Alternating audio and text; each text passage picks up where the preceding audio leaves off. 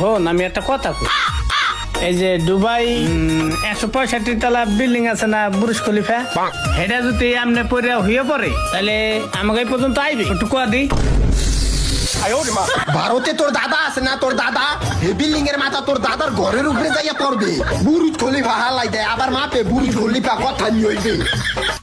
হন আমি একটা কথা কই, যে তুই যে বললি আমার এই যে ভারতে আমার দাদার ঘরের উপরে যাইয়া পড়বে, তাহলে আমার দাদার ঘর ভাঙ্গা যাইবে না? তাই আমার দাদা থাকবে কোথায়? মাথাটা তো নষ্ট করে লাইলি।